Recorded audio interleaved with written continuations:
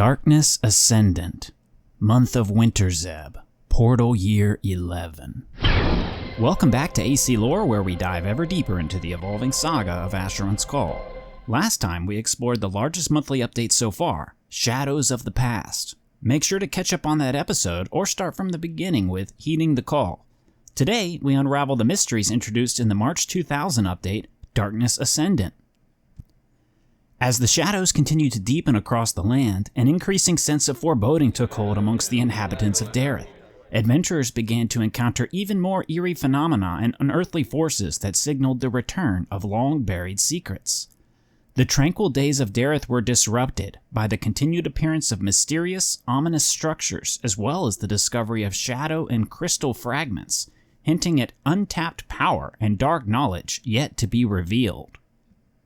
Whereas the previous update, Shadows of the Past, was a broad-spectrum update that spanned many aspects of the game, Darkness Ascendant would be better described as a refinement update, in which existing mechanical and gameplay systems were further refined and tinkered to polish the player experience, while continuing to move the plot forward.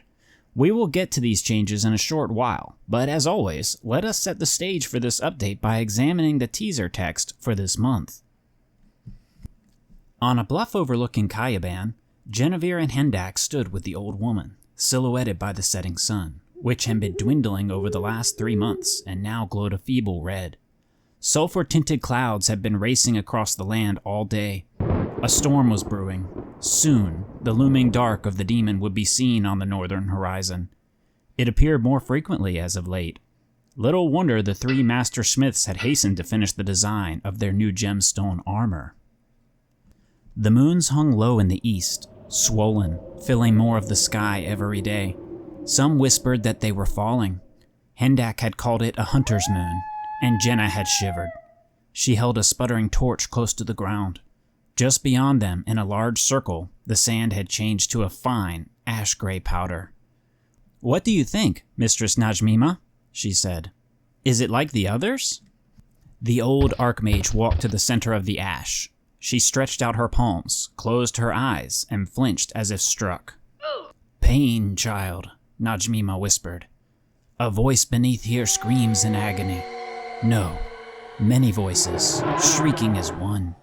Voices twisted together by black arts. Life rent and reformed to serve another's needs.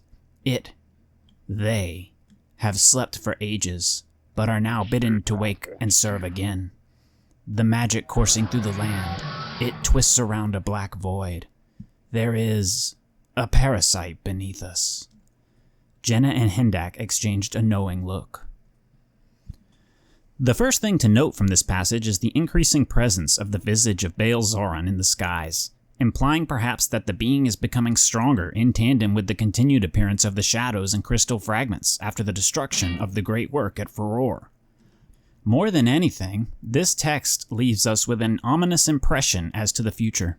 This is in stark contrast to the physical reality of the changing seasons. Spring continues onward, manifesting in natural changes to the flora and fauna of Dereth. Additionally, to fit with the season, permanent festival grounds were erected in 3 cities, Yanshi, Rithwick, and Qualabar. Further, a grand wedding hall was also constructed in order to facilitate the needs of the blossoming population. Despite the continued change of season and construction of structures meant to bring joy, there were other developments that were not as desirable and certainly came without request.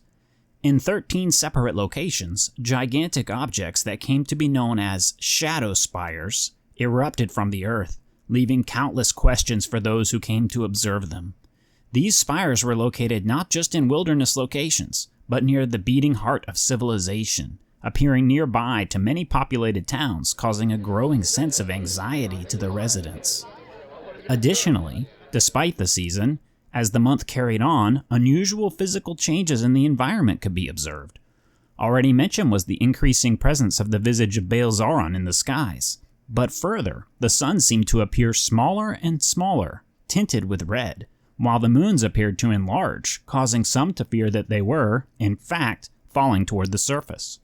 But amongst these ill omens, there was a silver lining to be found.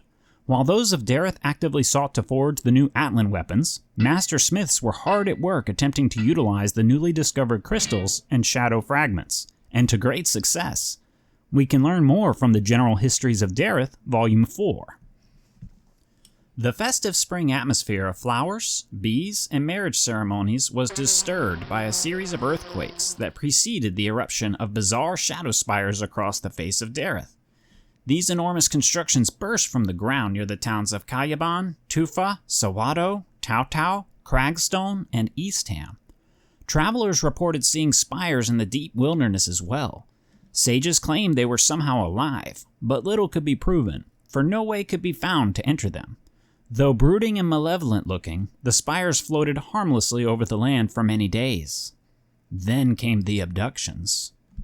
Many adventurers reported being magically pulled into the spires and subjected to a battery of questions by 3 invisible presences, each distinguished by the tone of its questions. Some of these questions were quite unfathomable, referring to people and events not yet familiar to humanity in Dereth. Most shocking, however, was the final question. Which of the 6 towns visited by the spires should be destroyed? Some of the abducted answered with a random town, in fear of the power shown by the unseen presence. Others chose a specific town out of spite. A few refused to choose. All were returned, uninjured. In this text, we learn that the appearance of the shadow spires is not mere visual spectacle. Abductions began throughout Dereth. Players would be whisked away into these spires and, similar to the gauntlet the month prior, spoken to by a godlike presence. The disembodied voice, described as shrill and twisted, would ask the player a sequence of questions which culminated in an exceedingly alarming finale. Which of the 6 towns with shadow spires in them should be destroyed? In some cases, the little remaining evidence we have yields some hilarious replies, and we wouldn't want to overlook that, would we? As the month progressed, disturbing changes were wrought in the heavens. The sun shrank, turning a dim, bloody red. The dark clouds faded into a sulphurous tint during storms. The moons of Albarel and Rezarel swelled to grotesque size, and some feared they were falling.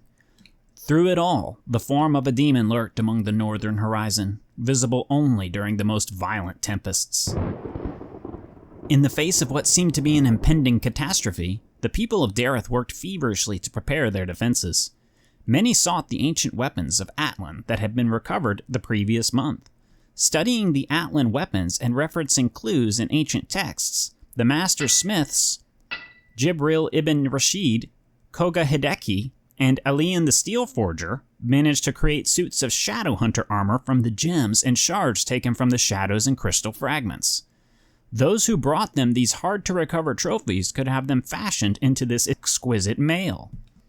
At the end of the month, an expectant silence hung over Dereth, broken only by the howl of the spires and the frantic hammering of the Master Smiths. Ground tremors struck the island, as if something within the earth was stirring. In the Dark Thaw update, Turbine introduced the Shadow and Fragment enemy types, as well as the Heritage armor sets, Celadon, Quija, and Amuli. Darkness Ascendant brings forth a combination of those, the advent of the Shadow armor to complement the recently released Atlan weapons. Players who defeated the various shadows and fragments of the land would occasionally discover crystal fragments and shadow specks. These items could then be combined further to eventually create the scintillating gem. These gems, in their final form, could be handed to the master craftsmen of each race in specific areas for a set of shadow armor. These sets became both iconic and highly sought after immediately, and were effectively the defensive component in the emerging war against the Shadow, just as the Atlans from Dark Thaw were to be the weapon. Players were given the choice between all 3 heritage sets, but again, Amuli stands out as the winner in terms of utility. As previously mentioned, during this time of Asheron's Call, item magic spells could only be cast on one item at a time. Therefore, the Amuli set covered the most area of the body with the least amount of pieces, causing it to become a player favorite. That isn't to say other forms of shadow armor were not also coveted, but Amuli certainly was in the highest demand. With the addition of the shadow armor and the droppable items required to craft it, Turbine further leaned into their game design methodology. By simply placing these items in the world as a standard drop and not tying them directly to a prerequisite quest, some manner of believability was added to the world. Unlike many subsequent titles in the MMORPG genre, no triggering events were required for these items to begin generating on the corpses of foes. It was a permanent state. A newly created character could slay a shadow child and find a dark speck. Oftentimes, in newer or subsequent titles, players must interact with a specific NPC and receive a quest related to the items, at which point suddenly whatever creature in question begins magically dropping the desired item, and only until the desired criteria are met. This is an important aspect of the game that I believe is often overlooked. Much excitement can be felt by a player upon examining a corpse and finding an item of this sort, raising questions and naturally encouraging interest. Furthermore, having persistently droppable items of value like the pyro motes, crystal fragments, and dark specks allowed new players to slowly acquire these items through regular play over time, always with the goal and hope to build toward their very own Atlan weapon instead of shadow armor. Barring a few particular instances, this design methodology would continue in Asheron's Call over the years, and was just one of many features that continued to set this title apart from others in the same space. Further, the elemental stones that were introduced in the previous update, Shadows of the Past, were found to have synergy with the shadow armor as well. Whereas placing the elemental stones into the Atlan weapons altered their elemental attack properties, placing the stones into the shadow armor had the opposite effect, boosting defense to a given element as well as modifying the color of the armor. Players could therefore choose to accent their armor with the elements of fire, frost, lightning, or acid. Outside of these larger changes, many smaller changes were made to the game as well. This month marked the advent of the new lighting system, which was beautiful and vibrant, especially at that time in the year 2000. Portals, torches, and many other objects received a massive overhaul and created stunning environmental conditions and went well with the graphical overhaul that occurred in the previous update. In addition to lighting, several in-game models for enemies were upgraded as well, including drudges and golems. Some changes to the sound effects were also made at this time, including the classic Lugian boulder. Beyond engine alterations, further changes were made to the combat system for melee. This would come to be known as sticky melee, as the code was updated in order to make certain more melee hits landed despite enemies that were mobile at times. This attempted to strike a middle ground so that melee attacks were not as easily evaded when players, or enemies, were close enough to strike. Additionally, the dagger skill was changed to receive a damage bonus from coordination as opposed to strength, further diversifying character builds. Another interesting change this month was the ability for enemy creatures to level up based on their experience. Thus, if a player was defeated by a creature of any kind, down to the smallest rabbit, that creature could earn experience points and slowly level up over time. This didn't have a major impact on gameplay, but it was an interesting addition nonetheless. The retail cost of the game was also slashed at this point, encouraging ever more players to dive into the world of Dereth. While this may seem counterintuitive to the long-term health of the game, one must remember that Asheron's Call was a game that featured a monthly subscription fee of $9.99, so a discount of 50% thereabouts on retail pricing would be recovered in a few months' time, if the player stuck around. With overhauls to the engine and gameplay experience, it's understandable that Turbine wanted more players to experience this gem of a game. As mentioned earlier, wedding ceremonies and halls were added to the game. This process required both parties to visit the Wedding Trials dungeon near Arwick and acquire a few key items, which could then be turned into a Grand Sentinel located at one of the ceremony sites. After completing the wedding trials, the players would then visit one of the various wedding planners, at which point various supplies for the wedding could be procured.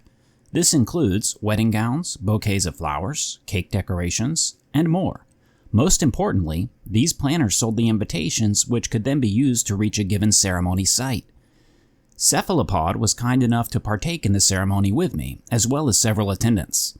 For our wedding, we chose the cathedral site.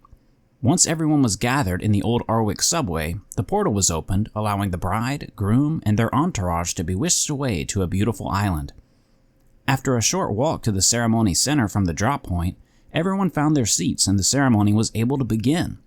Once you give the symbol of marriage to the sentinel, you then receive a few items: the emblem of marriage, a wedding ring, and a promise gem. The emblem is a special commemorative item which is intended to be inscribed with the partner's name and can be worn. The wedding ring is a wearable symbol of the marriage. Finally, we have the promise gem. This item, when used, creates a pyrotechnic fanfare to indicate that the ceremony is complete and finalized. Afterward, players can make their way to a nearby and convenient cathedral that can act as a reception hall. With that finale, we conclude our dive into the Darkness Ascendant update.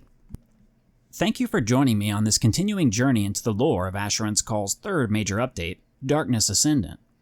If you enjoyed this deep dive into the history of Dereth, please take a moment to like this video, as that allows this content to become more pervasive. And be sure to leave a comment with your thoughts or questions about this bit of AC lore. As always, subscribing to the channel helps me understand more directly what kind of content resonates with you as a viewer, so that and sharing this video are the most powerful ways to tell me that you love it. Your feedback will help shape future videos, and we shall certainly be exploring more of these fascinating stories together in the next video, in which we will detail the Thorns of the Hopeslayer monthly update for April of 2000. Until next time, adventurers, stay curious, and perhaps one day we shall meet in the world of Dereth.